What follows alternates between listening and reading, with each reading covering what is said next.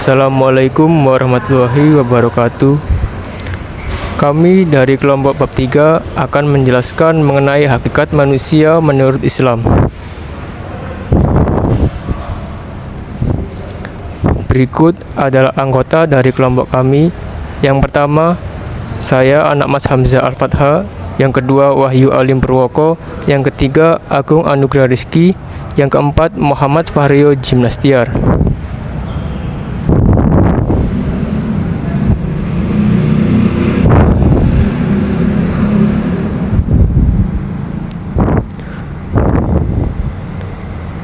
Tujuan dari pembelajaran kali ini ialah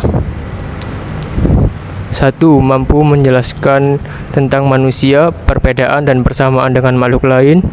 Yang kedua, mampu menjelaskan tentang proses kejadian manusia dan proses kehidupan manusia. Yang ketiga, mampu menjelaskan tentang hajat manusia terhadap agama. Yang keempat, mampu menjelaskan eksistensi dan martabat manusia. Yang kelima, mampu menjelaskan tanggung jawab manusia sebagai khalifah Allah. Berikut adalah poin dari materi yang akan kami jelaskan pada bab 3 ini. Poin yang pertama yaitu konsep manusia, berisi bagaimana kita mengetahui siapakah itu manusia. Poin yang kedua, eksistensi dan martabat manusia, berisi tujuan dari manusia itu diciptakan.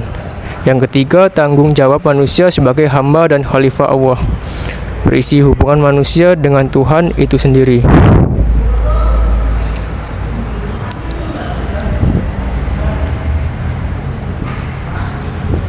Poin yang pertama, konsep manusia. Siapakah itu manusia? Konsep manusia dalam Al-Quran dipahami dengan memperhatikan kata-kata yang saling menunjuk pada makna manusia, yaitu kata basyar, kata insan, dan kata an-nas. Kata basyar dalam Al-Quran disebut sebanyak 37 kali. Salah satunya dalam kisah surat Al-Kahfi ayat 110, yaitu innama anna basyarun mislukum, sesungguhnya aku ini hanya seorang manusia seperti kamu. Konsep basyar selalu dihubungkan pada sifat-sifat biologis manusia, seperti asalnya dari tanah liat atau lempung kering, seperti yang tercantum dalam kisah surat Al-Hijr ayat 33, Ar-Rum ayat 20. Manusia makan dan minum, seperti yang tercantum dalam kisah surat Al-Mu'minun ayat 33. Basyar adalah makhluk sekedar berada, yang statis seperti hewan. Kata insan disebut dalam Al-Quran sebanyak 65 kali, diantaranya kisah surat Al-Alaq ayat 5, yaitu Allamal insana ma lam ya'lam, dia mengerjakan manusia apa yang tidak diketahuinya. Konsep insan selalu dihubungkan pada sifat psikologi atau spiritual manusia sebagai makhluk yang berpikir, diberi ilmu dan memikul amanah. Insan adalah makhluk yang menjadi dan terus berkembang menuju ke arah kesempurnaan, seperti yang tercantum dalam kisah surat Al-Ahzab ayat 72. Bismillahirrahmanirrahim. Inna aradnal amanata 'alas samawati wal ardi wal jibali fa abaina ayyahmilnaha fa asfaqna minha wa hamalahal insan innahu kana zaluman jahula, yang artinya sesungguhnya kami telah mengemukakan amanat kepada langit, bumi dan gunung-gunung, maka semuanya enggan untuk memikul amanat itu dan mereka khawatir akan mengkhianatinya, dan dipukullah amanat itu oleh manusia. Sesungguhnya manusia itu amat zalim dan amat bodoh. Yang kemudian kata yang ketiga, kata Anas, disebut sebanyak 240 kali seperti dalam kisah surat Az-Zumar ayat 27. Walaqad darabna linnasi fi hadzal qur'ani min kulli matsal. Sesungguhnya telah kami buatkan bagi manusia dalam Al-Quran ini setiap macam perumpamaan. Konsep An-Nas menunjuk pada manusia sebagai makhluk sosial atau secara kolektif.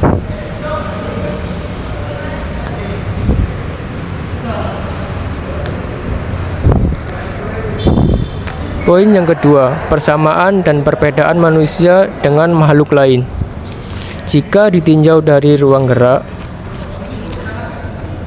kelebihan manusia adalah kemampuan untuk bergerak dalam ruang yang bagaimanapun, baik di darat, di laut, maupun di udara. Sedangkan binatang hanya mampu bergerak di ruang yang terbatas. Kemudian jika ditinjau dari akal dan hati, manusia diberi akal dan hati sehingga dapat memahami ilmu yang diturunkan Allah. Berupa Al-Quran, dengan ilmu manusia mampu berbudaya.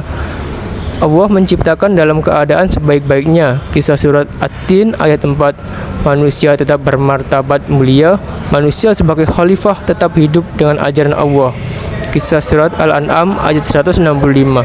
Oleh karena itu, ilmu manusia dilebihkan dari makhluk lainnya.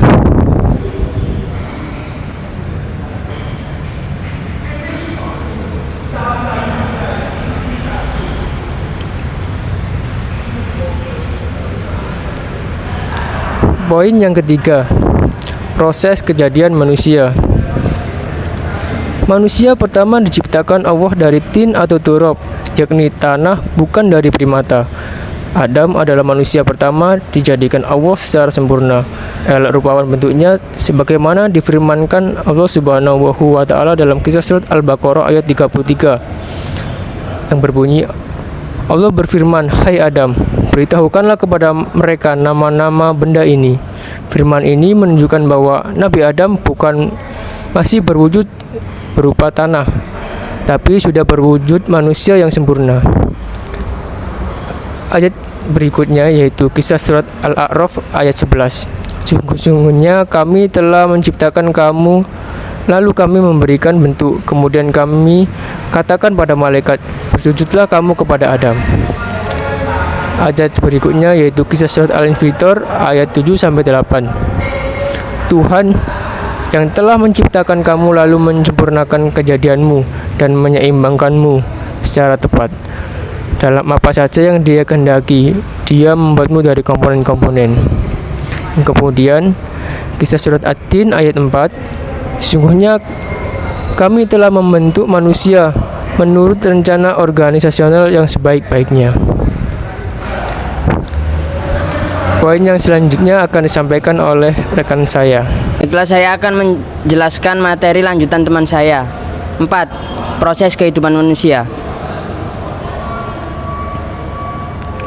Proses kehidupan manusia telah dilukiskan Allah dalam Al-Quran dengan sangat indahnya.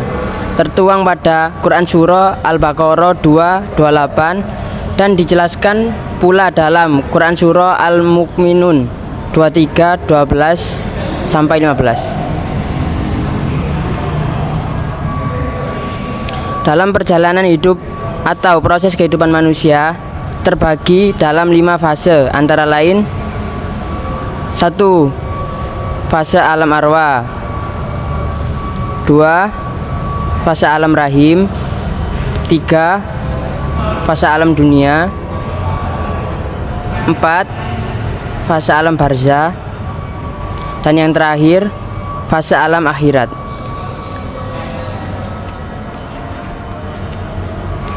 Fase alam arwah yakni fase mengadakan perjanjian dan menjadi manusia. Fase alam dunia yaitu fase untuk melaksanakan janji dan amanat. Fase alam barzah yaitu fase menunggu dan diganjari terhadap pelaksanaan janji dan juga amanat. Fase alam akhirat yaitu fase untuk diminta pertanggungjawaban terhadap pelaksanaan janji dan juga amanat, kemudian dibalasi secara sempurna dengan aktivitasnya dalam melaksanakan janji dan amanat itu.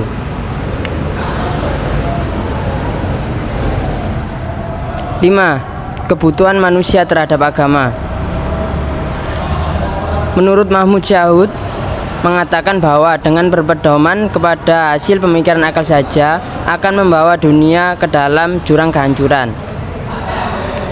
Menurut Hasli mengatakan bahwa tidak ada manusia yang selamat jika ia memperalat dan berpedoman pada akalnya saja. Dan yang terakhir, menurut Profesor Dr. Alexis Carrel mengatakan bahwa ilmu peradaban modern mendorong manusia kepada amoral.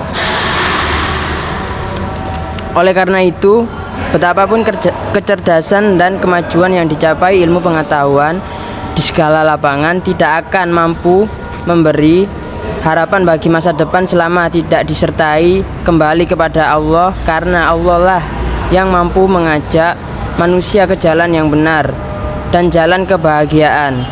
Semua itu juga telah tertuang dalam firman Allah, Quran Surah Yunus 10:35. Dengan demikian, manusia sangat memerlukan petunjuk Allah lewat agama sebab 1. Agama mengatur cara mencapai kebahagiaan dunia akhirat. 2. Tidak semua persoalan asasi manusia dapat diatasi dengan sains atau ilmu murni. 3. Agama memenuhi fitrah batin manusia. Dan untuk materi selanjutnya akan disampaikan oleh teman saya.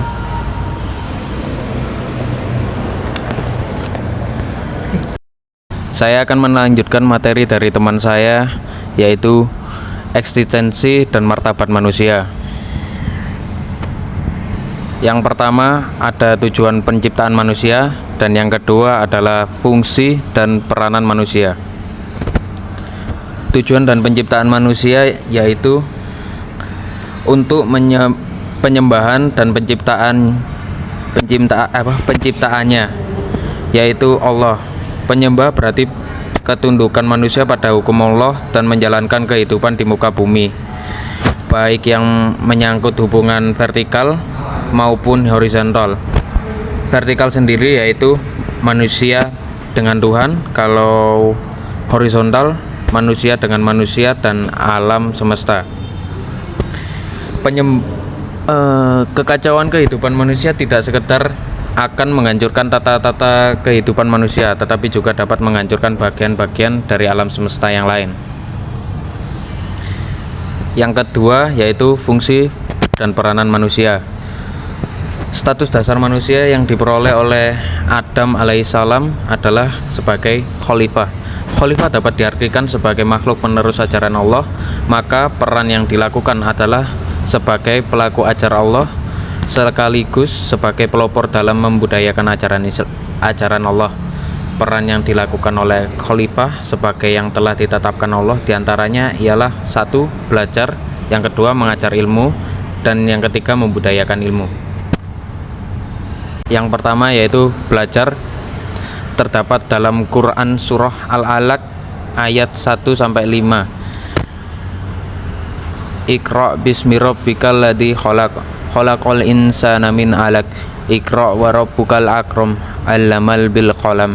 Allamal insana ma lam ya'lam. Yang artinya, bacalah dengan menyebut nama Tuhanmu yang menciptakan.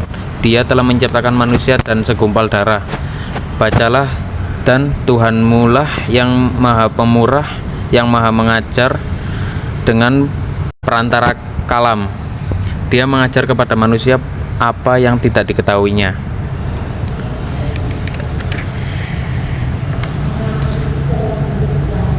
Yang kedua yaitu mengajarkan ilmu. Dalam mengajarkan ilmu diajarkan oleh Khalifatullah bukan hanya ilmu yang dikarang manusia saja, tetapi juga ilmu Allah. Khalifah yang mengajarkan sains yang dikarang oleh manusia, dan khalifah juga memperhatikan ilmu Allah.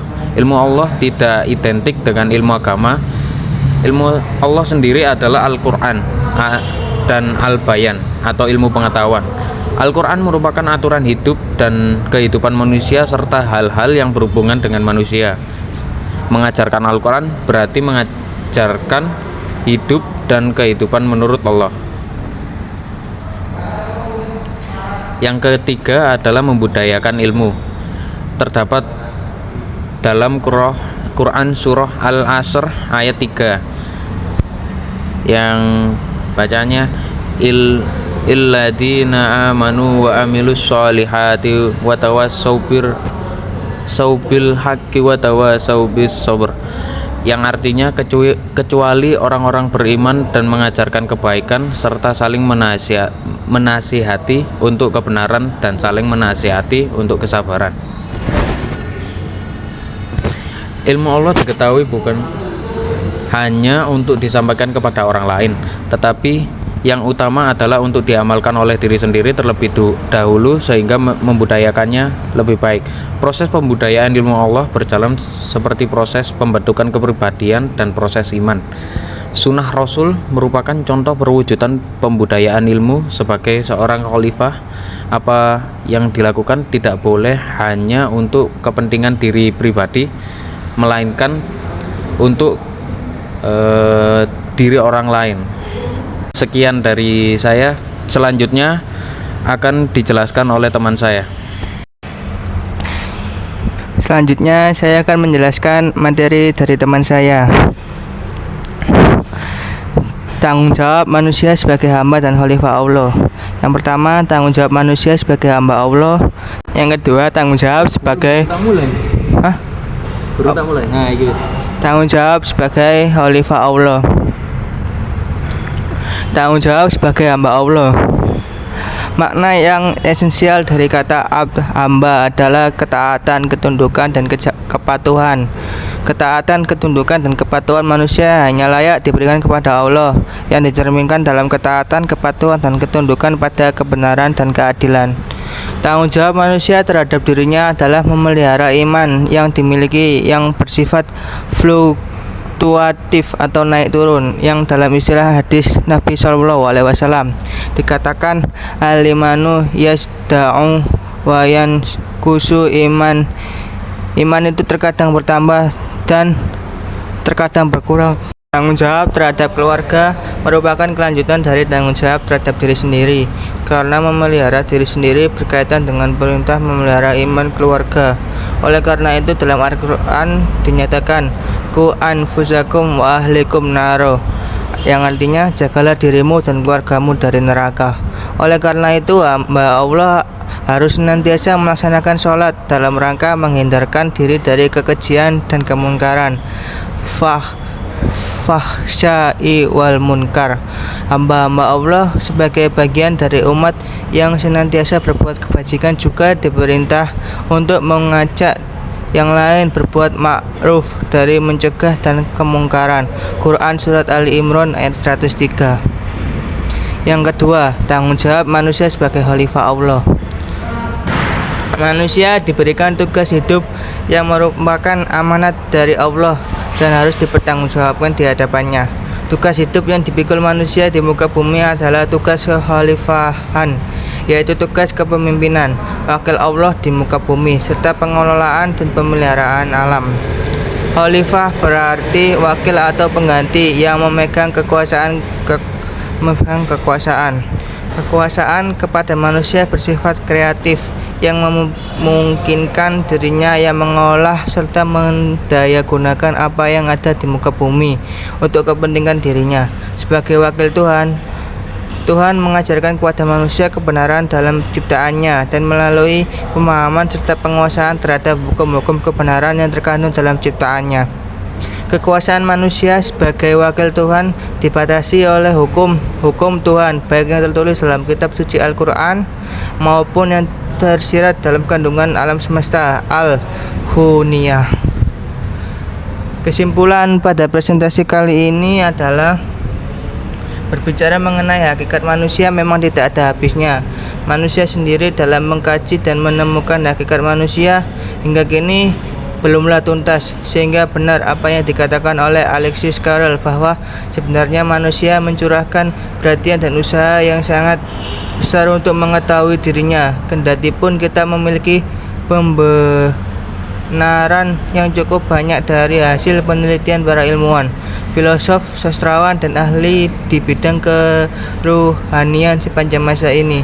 Tapi kita manusia hanya mampu mengetahui beberapa segi tertentu dari diri kita.